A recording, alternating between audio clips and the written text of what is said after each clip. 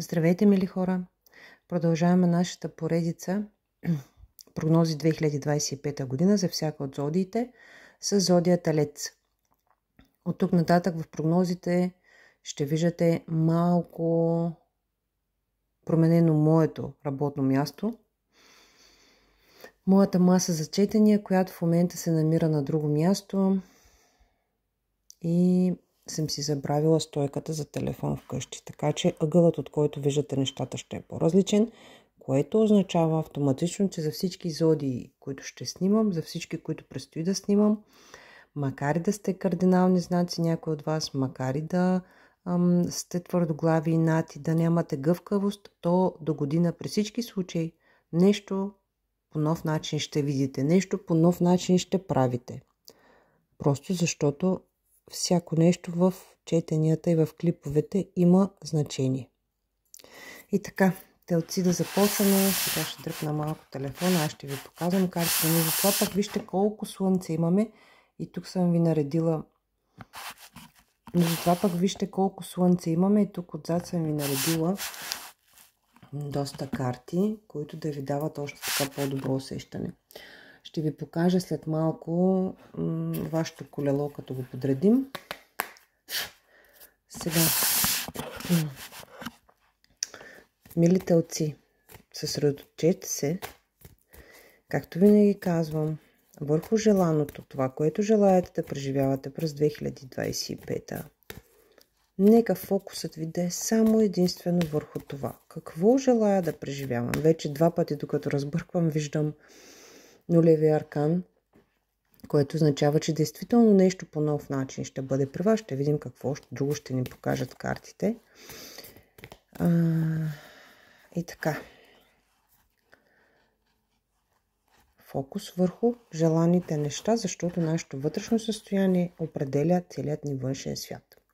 И така, нека да видим за телците 2024 година каква е била като обща енергия и 2025 година каква ще бъде като обща енергия.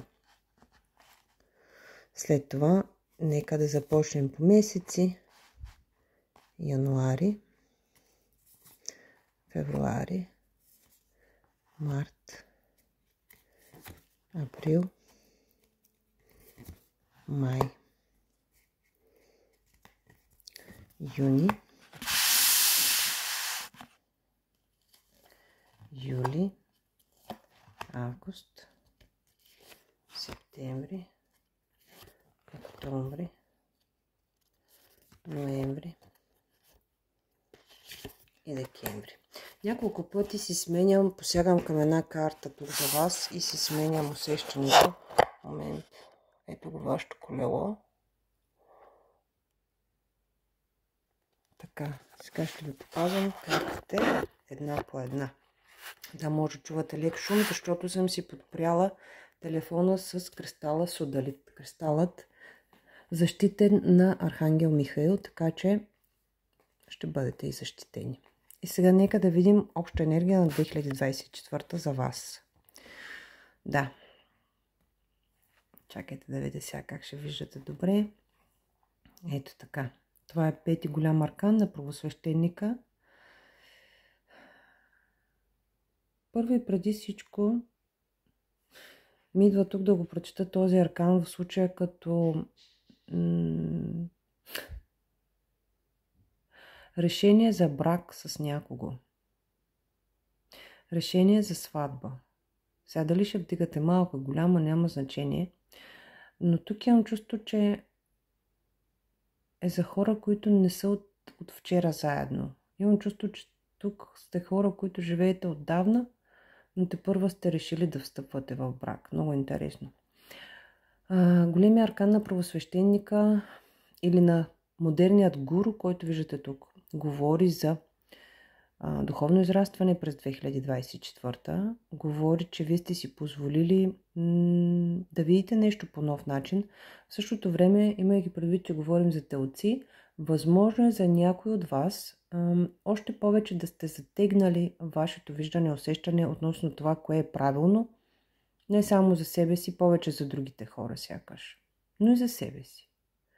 Много интересна енергия тук, телци. Усещам няколко групи от вас, различни. И да, аз в началото не казах зодия телец, асцендент телец, луна в телец. И тук се усещат при вас различните хора, т.е. влиянието на останалите положения във вашите натални карти, защото имаме едни телци, които вече са извисени и вървят по духовния път, виждат нещата по различен начин. Разбрали се, че с инат и твърдоглавие няма да стане, макар че за някой от вас и така се получава.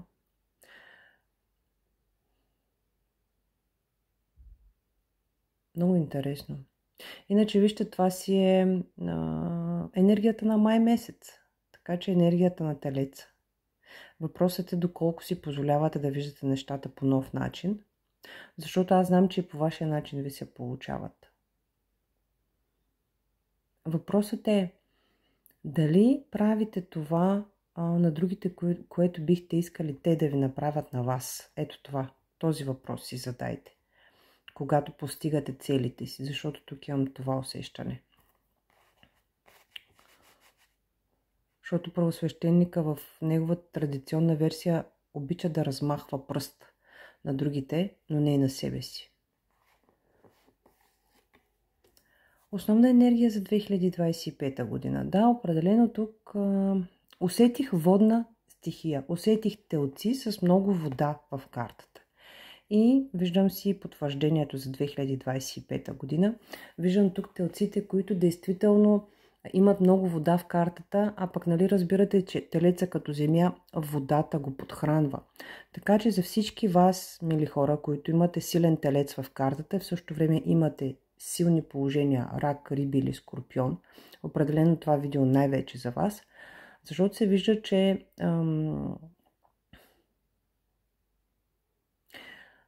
интересното е, че сега, като виждам тези две енергии, бих казала, че сте започнали през 2024 година да се учите, да разбирате себе си по нов начин, съответно целия свят. Но сякаш не, че те първа започвате да работите, но те първа вървите стъпка по този път. И сякаш усещам, че ви става все по-интересно, макар че понякога го усещам като да ви е тежко и да като научите нещо ново и да си кажете, сега и това ли трябва да правя? Такова едно усещане.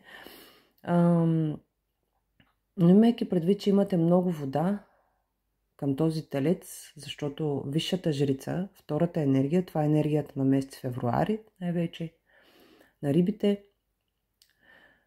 И разбирам тук, че вие сте решили да започнете да следвате интуицията си, да слушате интуицията си и през 2025 година това ще бъде за вас основната енергия. Защото вие вече сте решили, започнали сте да се учите да го правите и всеки изминал ден се чувствате все по-уверени и по-уверени. През 2025 година интуицията ви ще бъде винаги на място, слушайте си я. Тя ще ви помага. Също така тук усещам много застъпено този въпрос за отношенията, за който говорихме. Тук усещам много силно,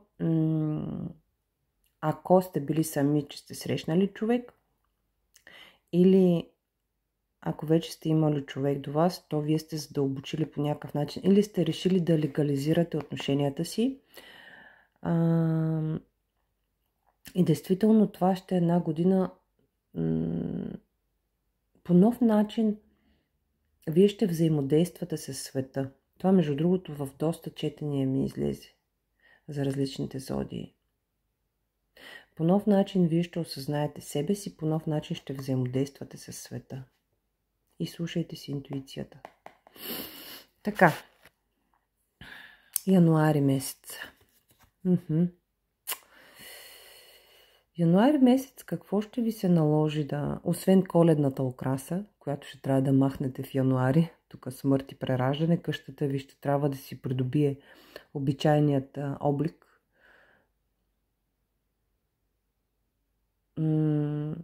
Я да видим какво ще кажат малките аркани. Нещо тук ще трябва да пускате, нещо тук ще трябва да чистите. Знаете ли, тук като гледам взаимоотношения, духовно израстване, възможно е в януари някой човек, някой от вашето обкръжение, даже повече хора от вашето обкръжение да изчезнат. Това усещам много силно тук. Просто защото вашата честота на вибрация се изменя. Изменя се честотата на вибрация на цялото ви обкръжение. И откакто съм почнала да снимам в Телец, постоянно ми се киха. Не знам защо така. Какво се случва при вас? Или нещо се опитвате да надушите в бъдеще, нещо имате неясно, искате да го контролирате и чак носа ми потече. Разкихах се и носа ми потече на вашето видео. Да. Сега.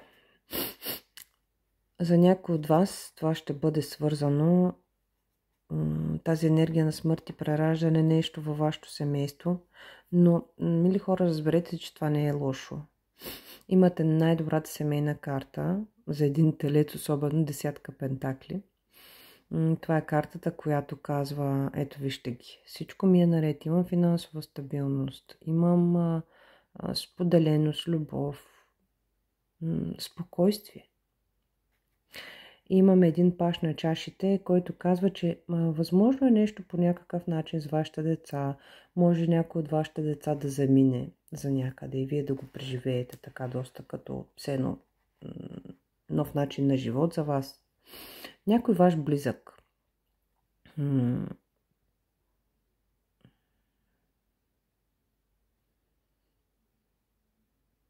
Да, тук не го усещам като работа с вашето вътрешно дете. Работа с по-млад човек от вас във вашето семейство. Може да не е дете. По-млад човек от вас във вашето семейство. Но знаете ли, тук ще ви напомня, че всяка една промяна, защото тук ще има определено някаква промяна, някакво прераждане, животът във вашето семейство ще започне по нов начин, по различен начин и картата на смъртта винаги носи прогрес в новото. Картата на смъртта винаги носи отмиране на нещо старо, което вече не ни служи за нашето най-висше благо. Запомнете това за тази карта. Тя е това. Примерно хората по матрица на съдбата, които имат енергия 13, да, малко е тегава енергията им, обаче те винаги носят на всички хора в тяхното обкръжение огромно развитие и прогрес. Точно защото са малко трудни. Така че тук бих могла и това да го свържа. Някаква трудна ситуация, труден, по-млад човек от вас във вашето семейство. Нещо ще преживявате там с него, но пак запомнете, че е за добро и че ще донесе някакъв прогрес и развитие напред. Оставям тук най-хубавата карта, защото това е успех. Десятката пентакли успех. Пажът, да. Всичко ще бъде наред. Повече някак го свързвам тук с отношения, не че нещо ще се случва толкова, колкото някакви отношения.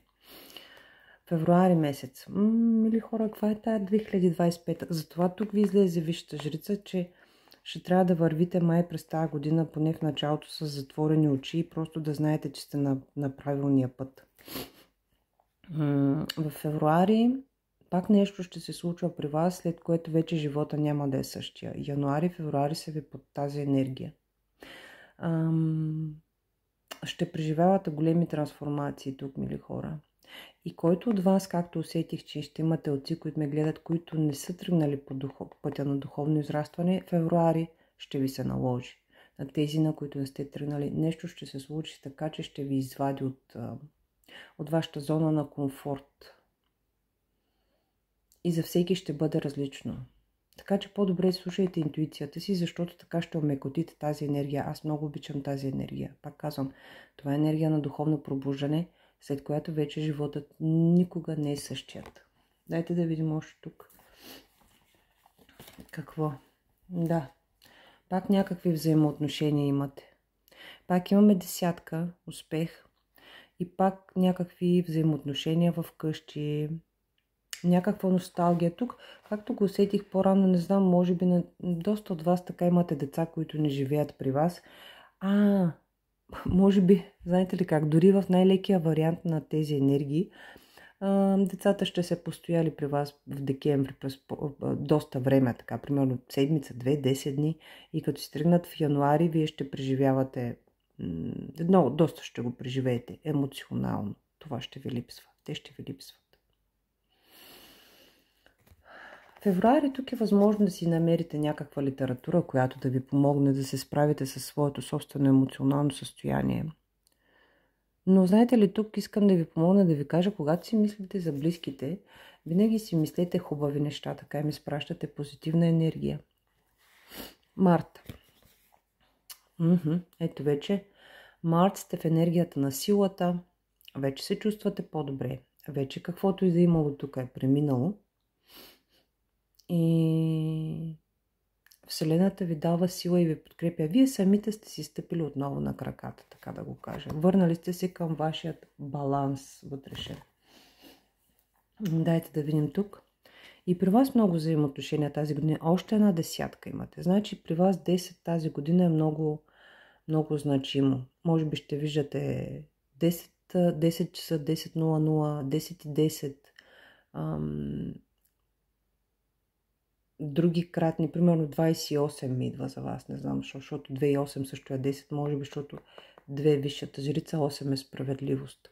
Не знам, милителци, някак тегаво усещане имам и то, знаете ли как, в материален план ще ви е всичко наред, но емоционално, нещо емоционално ви е тежко. И тук е свързано с някакъв... Сега този крал на жезли аз много често го чета като началник, между другото, в март месец. Силата, някакво началство, тук някакъв, сега за някой може да е любов. Имате тук някакви багажи. Определено годината ви тръгва с семейни взаимоотношения и вашето емоционално състояние във връзка с това, което се случва. Но тук ще се върне и ще ви напомня. Контролирайте вашето вътрешно състояние. Ето, влезте тук, свържете се с тази роля на висшата жрица, с тази енергия на висшата жрица. Ето, вижте я. Тя с затворени очи, напълно спокойна. Тя знае, че всичко, което се случва е за нейно добро. Избира в това вътрешно състояние да пребивава. Април.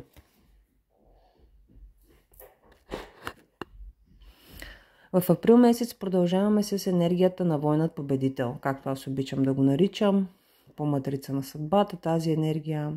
Вижте го.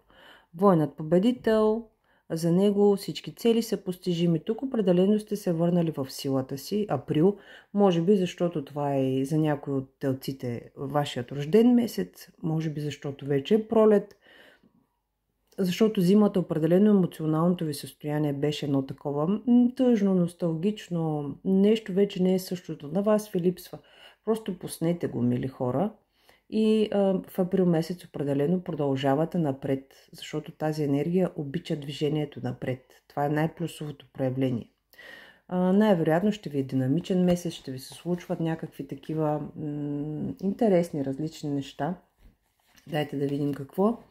Да, тук имаме още един паж. Все с хора по-млади от вас свързано, но да, кралицата на жезлите тук ми казва към колесницата или към войнат победител, че определено в април вие сте възвърнали вече силата си, както беше в март още. И тук се чувствате чудесно. Възможно вие самите в април да се учите нещо по нов начин. Да се учите нещо в финансите си по нов начин, работа, но ще се чувствате чудесно, прекрасно, ще имате много подкрепа и всичко ще ви се получава. Тази енергия седма иска от вас единствено и само отново да ви напомня да се фокусирате върху нещата, които желаете да преживявате. Това е най-важното тук. Даже ще бъде много добре да започнете да записвате целите си. Тази енергия много обича, така се задвижва и така след като вие записвате целите си за месец, за 6 месеца, за година, за 5 години и така нататък напред, те започват да се изпълняват. Без много да го мислите, просто това така се дава фокус на енергията. Май месец, да видим рожденият месец за останалите телци. И така, май месец сте в една чудесна енергия, енергията на старата душа, на старите души, на търпението, на умереност, на разбиране. Тук сте си във вашата сила, определено май месец, вашият рожден ден, тук вашето рождено време ви носи наистина едно добро усещане във всяка една област от вашия живот. Дори аз се сетих как да застана така, че да не ви пече слънцето, докато ви говоря. Така че, макар че годината ви ще започне тегаво, тези промени са нужни, просто бъдете адаптивни към промените, приемете ги, без да се бунтувате срещу тях и така те ще преминат много по-лесно, защото са нужни тези промени. Единственото сигурно нещо в живота, това е постоянната промяна. Така че, за да ви е по-леко на вас, приемайте. Май месец, дайте да видим какво още имаме. Защо май месец тук пак една такава енергия? Ами, знаете ли как усещам тук, понеже все пак, без да се обуславям, но телци,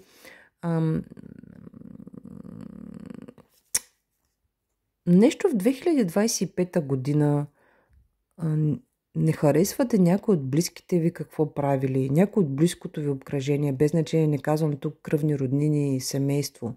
Близкото ви обкръжение. Имам чувство, че някого не харесвате какво прави и постоянно казвате, не говоря само за един човек, нали? Те се менят, това ви е тема определено. Имайте предвид, че тук на висшата жрица енергията на две, тя ни учи на единство, равенство, това да си имаш другарче по най-добрия начин. Ако вие по някакъв начин гледате по-отгоре на другите, сега хората сме различни, на някой ще резонира, на друг не, спрете да го правите. Защото това на вас ви докарва емоционален дисбаланс. Защото все едно, или пък тук има много, много силно усещане, че вие малко или много се вкарвате по някакъв начин постоянно в роля на жертва. Пък той така направи, или пък тя така направи, така ми каза, това се случи. Време е да се възползвате от общата енергия на висшата жрица за вашата година и просто да спрете тези неща да ги правите. Да знаете, че в крайна сметка, който каквото да прави, той не ви го прави на вас и просто спрете да давате на другите възможност да ви контролират, като вие им давате възможност. Защото те каквото да правят в живота си, вие го възприемате като едва ли не се едно го правят срещу вас. А то не е така. Стига сте се вкарвали тук, вижте, тройка и четворка мечове. Тук си вървите по едни такива състояния, които за вас не е добре, но явно все пак са ви нужни. Щом да минавате през тях, са ви нужни. Просто изберете, отново казвам тук, имате спешна нужда, не знам дали ще го направите или не, вие си знаете, но да започнете да виждате нещата по нов начин, да имате нова гледна точка.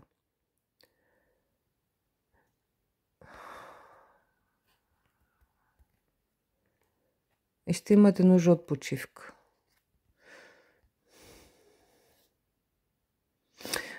Ще ви напомня с тези карти, че всяко едно видео разглежда енергиите, които предстоят по месеци при вас, например.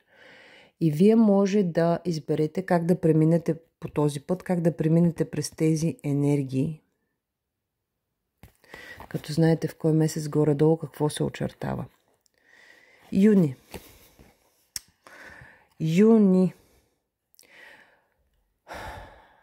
Дайте да видим още какво, защото тук усещам, че вашето го чувствам като някакво твърдоглавие ще продължи.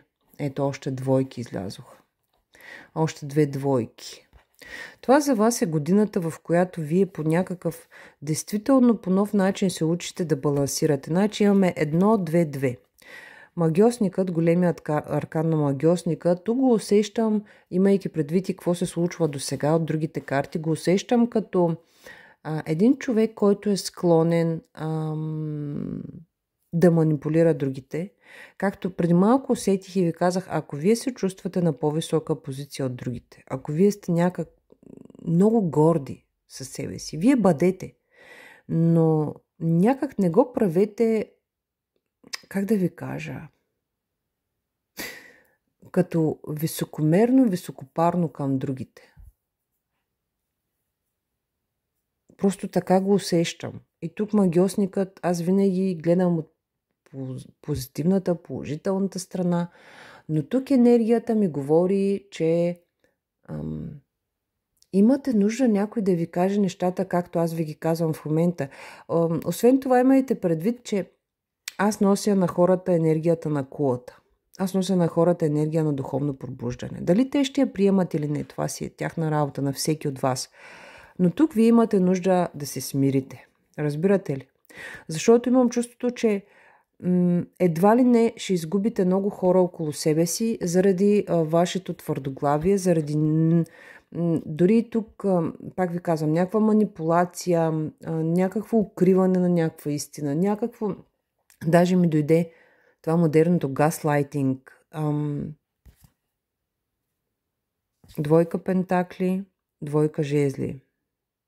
Да, вашата зона на комфорт явно за сега е била така, но нещо вече трудно балансирате тук. Това ми е усещането. И сякаш ви чувствам, че сте изморени, виждате, че не се получава, има нужда да започнете нещата по нов начин да ги правите. Добре, юли. Може би тук в юли ще имате това осъзнаване. Я дайте да видим.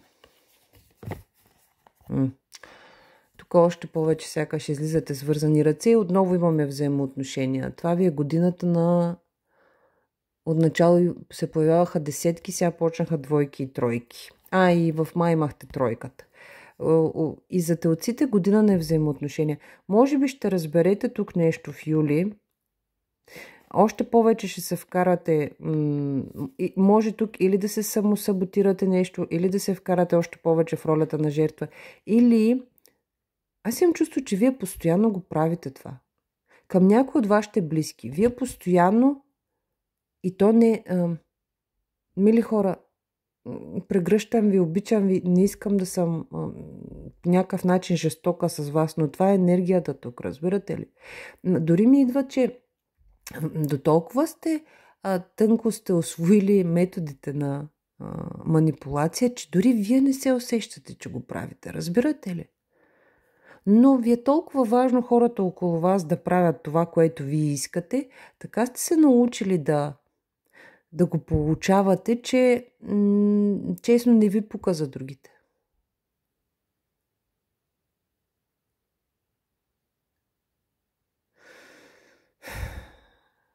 Дайте да продължим нататък. Тук може и вие да криете от някого нещо и това също, но повече сякаш ще научите нещо за някого, което не одобрявате отново. Август. Август вече сте в енергията на отшелника. Дайте да видим тук какво следва. Ето пак имаме тройка. Цяла година, мили хора. Сега не зная, някой от вас тук дали не живее пък в ситуация на любовен триъгълник и да се възползва от тази ситуация. Аз много рядко говоря за такива неща, но тук има нещо. Или знаете, че човека до вас ходи настрани, не го усещам вие да ходите, макар че зависи жена ли сте, мъж ли сте.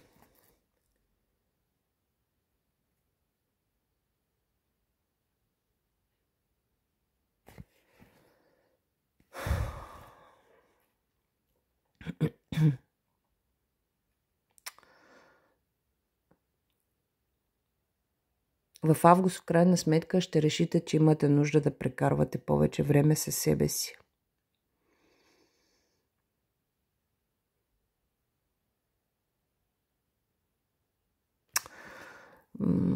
Изобщо цялата година ви е подвластна на тези взаимоотношения с вашето близко обкръжение, какво се случва там, но искам да ви напомня, че ние всички хора взаимно сме си учители един на друг. Септември, енергията на Слънцето. Това е много хубаво. Явно тук това, което ще се случи в юли,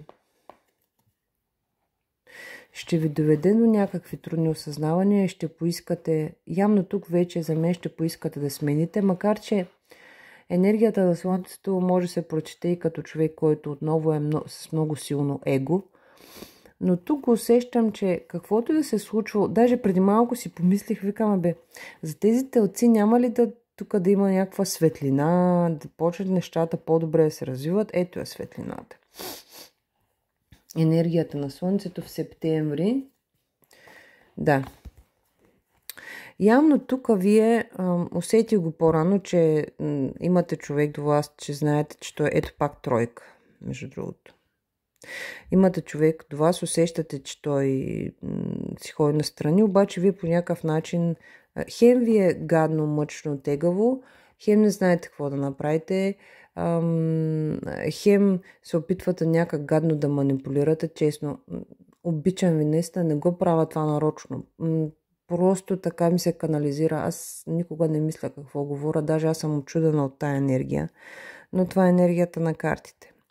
Явно в септември, още в август ще си вземете някакви нови решения, че вече ви е писнало по този начин и в септември ще имате подкрепа да отсечете, да кажете стига толкова, писна ми.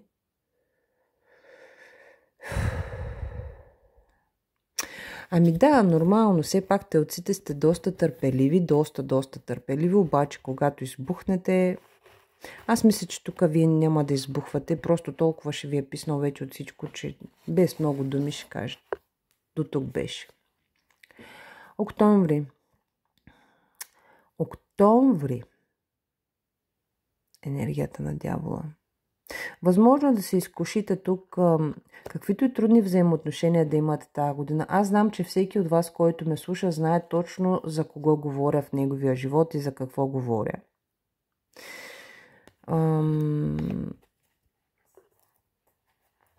Ще се чувствате изкушени да започнете тази любов по нов начин. Знаете ли, усещам го тук, че не става въпрос само за мъже-жени. Усещам го тук, че става въпрос за отношения, детско-родителски отношения. И че някой действително се опитва, някой много властен, който се опитва да контролира, пък не му се получава, пък той се дразни, ма той така е свикнал, ма не знае как по друг начин. Ще видим какво ще ми кажете богините накрая за вас да споделя. Но определено пак казвам година, в която щете, не щете, вие ще се промените.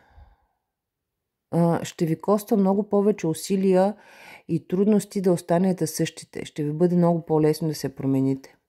В октомври ще се почувствате изкушени тук да възстановите. Хем няма да ви се иска, хем ще ви е страх, хем да възстановите някакви отношения. Бях почнала да ви казвам, че тук усещам, че даже има и хора, деца, родители, които не си говорят по някаква причина. И повече усещам, че тук ме гледате родителите.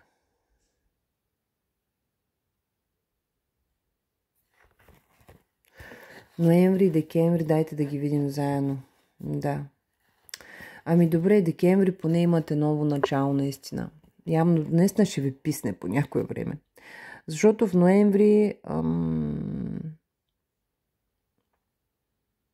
имам чувството, че не имам чувството. Ще преживявате тук и по картите се вижда някакви катарзиси с хората в най-близкото ви обкръжение. И съответно ваши вътрешни катарзиси, след които пак казвам, вие щете, не щете, 2025 година ще бъде година за промяна на вашето вътрешно състояние.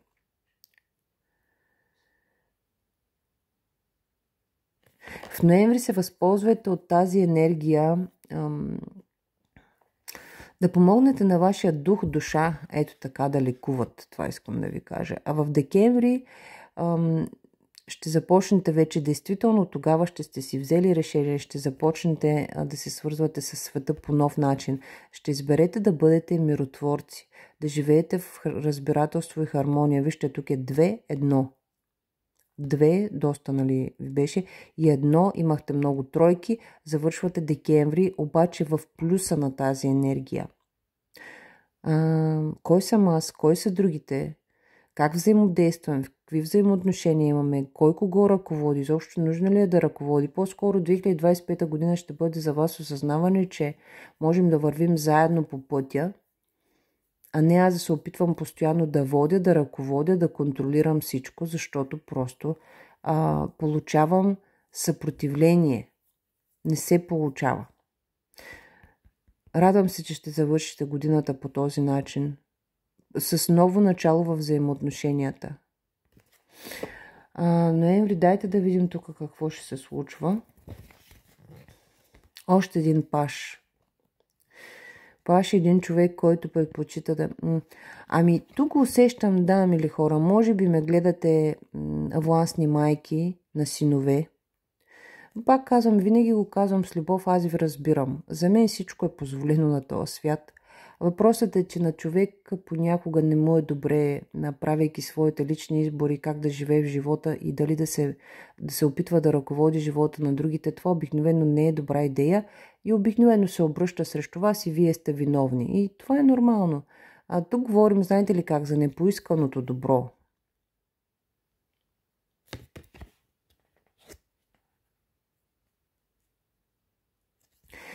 Ако ме гледате хора, които не са родители, те ще сте много малко, пък вие ще се занимавате с някакви по-млади хора от вас и пак, дори да не го осъзнавате, ще сте влезли малко в тази роля на родител, пък в същото време ви се иска и на вас да, знаете ли как, тук явно ще освободите по някакъв начин сами себе си.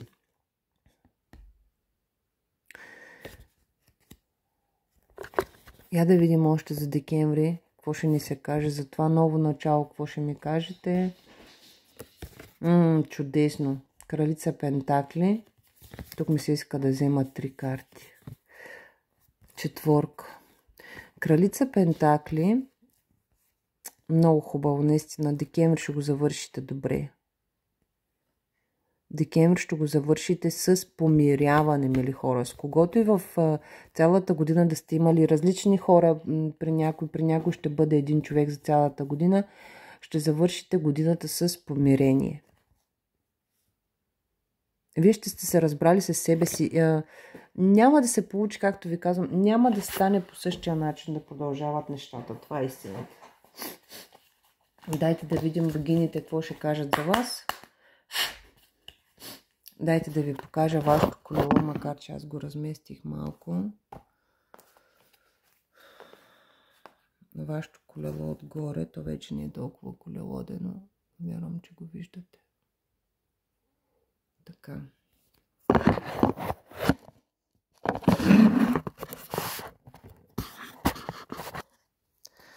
Както казах, да видим богините, какво ще ми кажат за зодия Телец.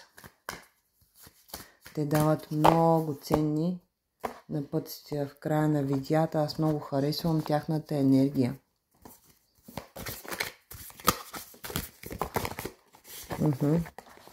Доста съобщения ни дадоха. Разцвет, край, начало, благоденствие, пречистване, плодородие, светло бъдеще, безкрайно изобилие, закрилница. Знаете ли, ти любимите хора сте в безопасност и имате духовна закрила. Светло бъдеще, Лакшми казва, не се тревожи, всичко ще се нареди добре. Първата беше Артемида. Седна казва, ти получаваш всичко необходимо днес и във всичките си утрешни дни. Остара с плодородие. Много хубави карти. Аз това ви казах, знам, че материално ще сте добре, но емоционално има нещо там. Сега е най-подходящото време да започнеш нов проект, да помислиш върху нова идея и да създадеш нови обстоятелства. Много помощ имате. Време е да се пречистиш и да отстраниш токсините от тялото и душата си. Да, определено. Абунданция с благоденствие. Вселената излива своето изобилие върху теб. Разтвори ръце, за да го получиш. Кали, край, начало. Старото трябва да се изхвърли, за да влезе новото. И разцвет. Ти тъкмо започна, затова имай търпение към себе си и към процеса и не се предавай. Мили хора, изпращам ви енергийна прегръдка. Помнете, че винаги сте свързани с другите, с всички, енергийно. Никога не сте сами в това, през което преминавате. И изберете във всеки един момент, отново казвам, да се фокусирате върху нещата, които желаете да преживявате. И запомнете, правете това на другите, което желаете те да ви направят на вас. Благодаря ви от сърце, че бяхте с мен и до скоро.